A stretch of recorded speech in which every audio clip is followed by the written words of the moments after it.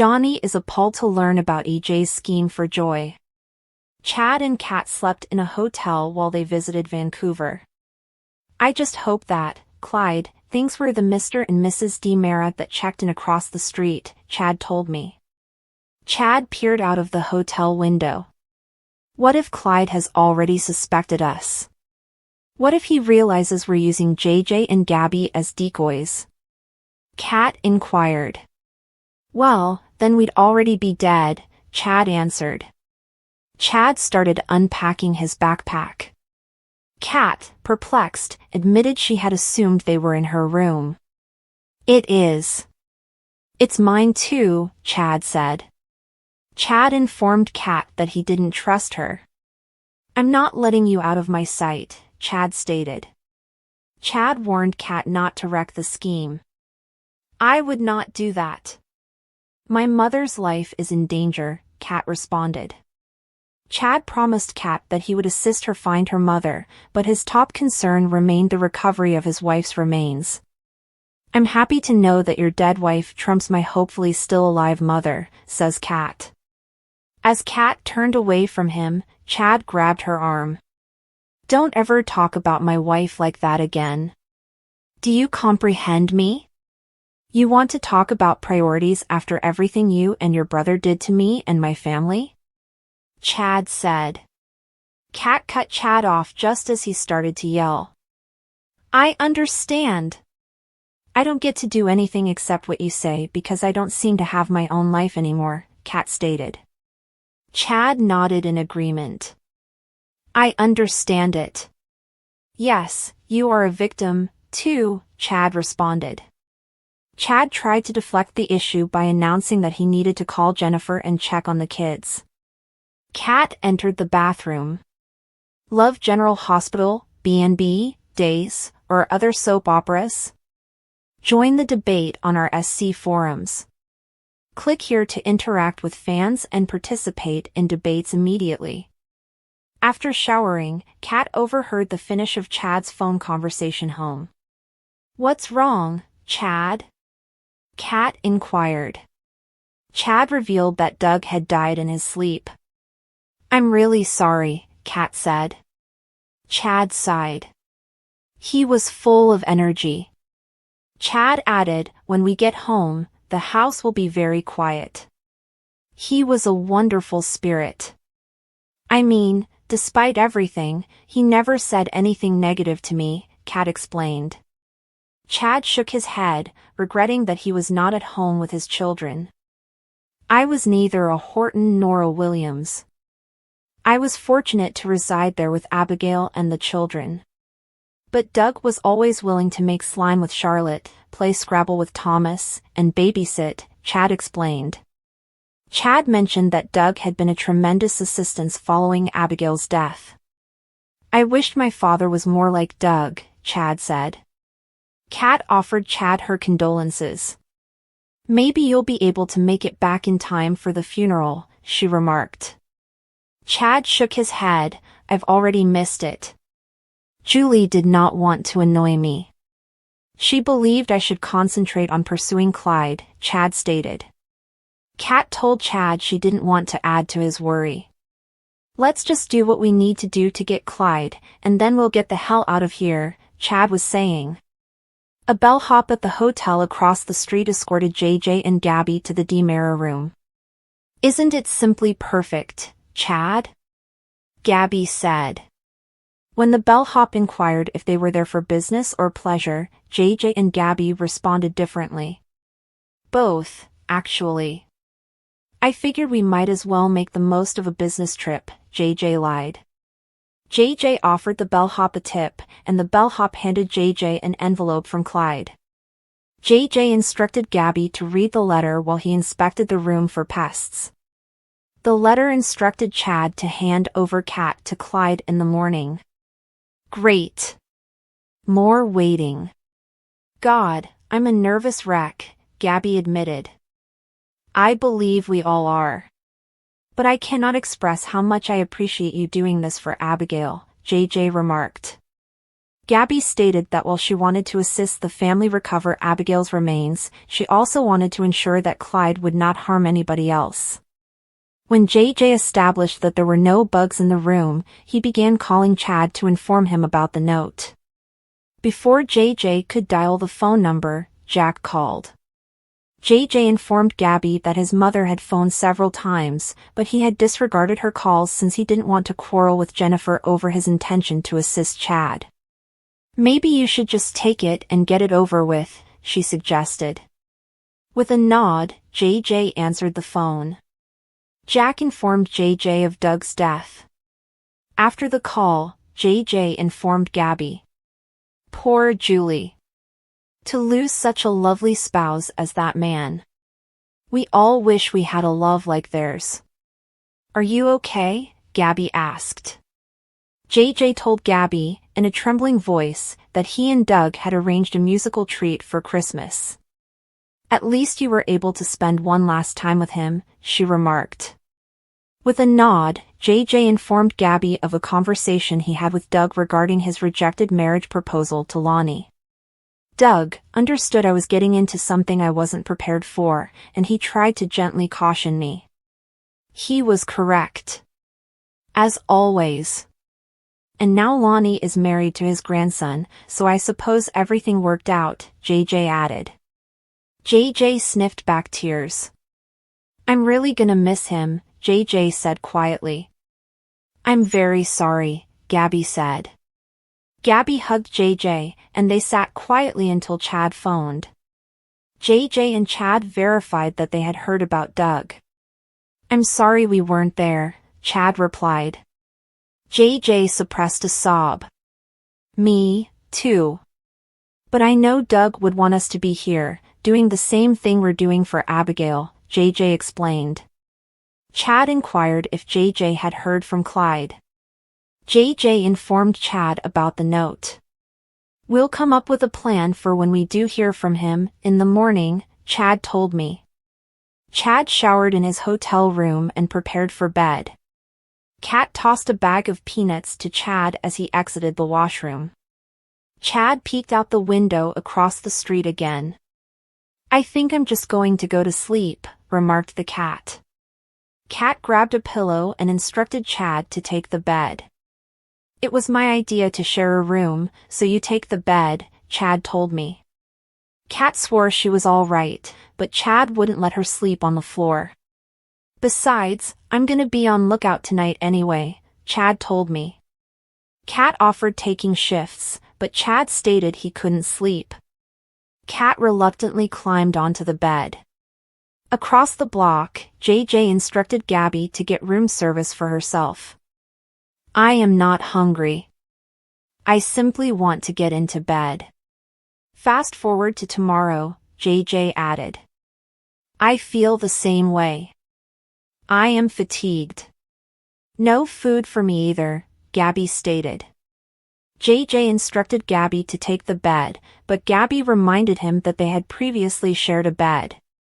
"And we both need a good night's sleep for whatever happens tomorrow," Gabby informed me. JJ and Gabby got into bed together.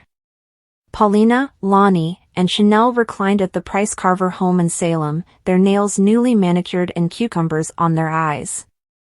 "I'm so happy that we got to spend this time together," Chanel told me. "Same. But, I wanted to spend time with Johnny, too. Eli and I were hoping we could do a double date," Lonnie explained. Paulina scoffed. "Tell your sister all about what a jackass your husband has been," she continued. Chanel frowned at her mother. Paulina told Lonnie what had occurred to Johnny. Annoyed, Chanel reminded Paulina that she had agreed to let go of the problem because Chanel was happy. Paulina insisted that she did, but Chanel disagreed. "Otherwise, you wouldn't be bad-mouthing my husband to my sister," Chanel growled. Paulina agreed to let go of her animosity against Johnny. "Johnny feels terrible about what happened, as Mama knows, and I am doing my best to forgive and forget so we can move forward," Chanel told me. Lonnie stated that she understood Johnny's point of view. I kind of made the same mistake with JJ Devereaux, Lonnie acknowledged. Lonnie informed Chanel and Paulina about a moment when she suspected JJ had cheated on her with Gabby. I just ran, and I slept with Eli, Lonnie explained. But I bet you've never called JJ a cheating slut, have you? Paulina said. Mama, Chanel yelled. Lonnie emphasized that the point of her narrative was how her assumption altered the direction of her life. That was the night I got pregnant with David Abraham, Lonnie told me. Chanel apologized for bringing up such a horrible memory. Lonnie told Chanel that she was okay, since she thought about her kid every day. Paulina contended that Lonnie's position was unique because she and JJ had been on and off, but Johnny and Chanel were married. Still, Mama, we were never able to recover from that, she continued. You just weren't meant to be, baby, Paulina remarked. Chanel explained that she understood what Lonnie meant because she had been unable to move on after Allie had cheated on her. Thank God that Johnny didn't turn to someone else when he thought that I was sneaking around with Alex, because if he had done that, that's just something that no matter how much I love him, I don't think I could live with that, Chanel told me. Sometimes the most traumatic thing can bring you closer to someone, Lonnie told me. Lonnie added that, as terrible as it was to mourn her son's death, sharing their sadness with Eli had brought them closer together. And now you have those wonderful twins and a beautiful life together, she replied. Lonnie smiled. When Johnny got sick the other night, it was the first time I completely forgot about everything. And I simply wanted to hold him in my arms and make him feel better, Chanel explained. Lonnie told Chanel not to worry. Your marriage is strong, and it is only going to get stronger with time, stated Lonnie. I sure hope so, Chanel responded. Lonnie stared calmly into the horizon, and Chanel inquired if she was all right. I'm just sad that we're leaving tomorrow, Lonnie told me. But we'll see you at Christmas, right? Chanel inquired. Lonnie affirmed that they intended to return for Christmas if Eli could get time off work. I tried to get them to come back here, Paulina complained. Lonnie reminded Paulina that she and Eli were not prepared to leave D.C. Chanel teased Lonnie about future trips, and she vowed to return soon. Chanel and Lonnie hugged goodbye. Lonnie chuckled and said she was looking forward to seeing her sister on a soap show. I am starting to wonder if it was such a good idea to work with my husband, Chanel told me. I understand how it is, but it has its advantages, right? Lonnie said. Chanel agreed that everything were good. And it's only going to get better, Chanel explained. EJ chuckled in the DeMero living room as he observed Johnny at work. Johnny revealed that he was blocking for a scene involving Chanel and Joy. Oh, well, I wouldn't work too hard on that if I were you, says EJ. Johnny was concerned and inquired why. EJ told Johnny that he had offered to pay Joy to leave town. Why would you do that? Jonathan asked. EJ told Johnny that Joy's presence had pained him and destroyed his passion for his career. Because you are an honest person who is racked by guilt, if Joy continues to show up on our doorstep, I know the pressure on you to tell Chanel the truth will become unbearable. So I solved the problem for you, EJ argued. Johnny moaned. It is none of your business. So, I want you to call Joy and undo this, okay? Johnny said. EJ stated that it was too late because Joy had accepted his offer. Tell her you've changed your mind. Johnny said. EJ declined. How will you explain Joy suddenly leaving her job? Jonathan asked. I will just work things out with Abe and Kate. We'll tell them she's homesick, EJ explained. Johnny contended that no one would accept that account because Joy despised her mother. This is her mother, Johnny. I'm sure she misses her whether they get along or not, EJ countered. EJ also mentioned that he might claim that Joy missed New York City. The point is, Joy will collect her golden parachute, and no one will know. And you, Chanel, and presumably Joy Wesley will be happy ever after. Son, you know this is the best solution, EJ explained. Johnny shook his head. It's blackmail, he remarked. With a chuckle, EJ admitted that it was bribe. When Johnny objected that the situation was unfair, EJ inquired whether he would rather tell Chanel the truth. No, Johnny confessed. I know you feel bad, but you shouldn't blow up an entire marriage because you scratched an itch of what I'm assuming is a one-time lapse of judgment, EJ replied. It happened once, clearly. Fine. Thank you, Johnny replied. With a sigh, Johnny told EJ that Alex was also aware of the affair. EJ was infuriated. I don't think this girl is as innocent as you make her out to be, Johnny, given that she has caused trouble at every turn, EJ replied. She wanted someone to talk with. Johnny retorted, it's not like she planned to tell him. Johnny informed EJ that Alex had agreed to keep quiet because he didn't want Chanel to be harmed. EJ asked Johnny whether he had contemplated Alex using the knowledge as leverage against him. Johnny stated that he did not feel Alex would utilize the knowledge for personal advantage. Alex was sitting in his living room when Joy came by. Do you want to run some lines? Alex asked. No. I came to say goodbye, Joy explained. Alex welcomed Joy in. Joy revealed that she intended to leave the show in the morning. You've only just started. Alex protested. Joy maintained that performing had been her mother's dream, not her own. Where does this come from? Alex asked. I think it's best. For everybody, Joy stammered. Alex frowned. You mean best for Johnny because you don't want Chanel to find out that you hooked up with her husband, replies Alex. I thought I could work with Johnny and Chanel without too much drama, but Chanel keeps inviting me over and treating me like I'm her best friend. Joy remarked, it's too much.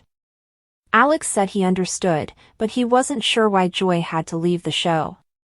You're not the one who is married, and you certainly didn't know Johnny was gonna end up being your director, Alex said him. Alex warned Joy against breaking her contract. I have someone taking care of that for me. It won't be a problem, Joy stated. Alex was suspicious and questioned Joy if Johnny had pressured her to leave town. Not Johnny. It's his father, Joy explained. Joy informed Alex about the offer, and he claimed it was a misunderstanding. Honestly, I believe that is the best solution for everyone. You know what? I could use the money for a fresh start, Joy explained. Alex questioned Joy whether she truly wanted to leave her first acting job and ruin her career. This isn't fair. It's not correct. You do not want to leave your job. You love it, Alex countered. Joy stated that she enjoyed her job. This is vintage DiMera crap, them playing God with people's lives, Alex grumbled. Alex pushed Joy to decline EJ's offer, but she rejected due to her fear of the DiMera family. EJ is the DA. He shouldn't be bullying and blackmailing people, Alex responded. I'm not changing my mind, Joy stated. Joy asked Alex to stay out of the situation and keep the secret. I promised I wouldn't say anything to Chanel, and I won't, Alex replied. Joy thanked Alex, and they both confessed that they loved working with one another. Maybe our paths will cross again someday, Alex murmured as he hugged Joy farewell. Joy walked out. When Joy arrived at the Brady pub, EJ was irritated since she was a minute late. EJ handed Joy a check. Now, pack your things and leave, EJ urged. At the DiMera estate, an enraged Alex stormed into the living room and questioned Johnny, where's your daddy? Alex questioned Johnny if he knew about EJ's bribe. I also assume that you're the one that put him up to it, Alex said. I didn't. It wasn't my idea, and I feel terrible about it, Johnny explained. Alex contended that Johnny didn't feel awful enough to prevent Joy from leaving. Well, she can be recast, Johnny explained. She could. And you, my friend, are as replaceable. Perhaps more. Joy does not want to quit her job. She admitted it when I tried to persuade her not to leave, Alex stated. Johnny, annoyed, said Alex, why don't you just butt out before you mess everything up? Chanel walked in. What the hell is going on inside here? Chanel inquired. In the cemetery, Paulina and Lonnie visited David Abraham's tomb. Lonnie was astonished to see flowers at David's grave. I come every few weeks, Paulina said. I didn't know that, Lonnie said quietly. Paulina stated, he is still a member of our family. Lonnie laid a bouquet of flowers at her son's grave. My precious newborn guy. Mama thinks of you all the time, and I miss you. I love you so much, Lonnie remarked.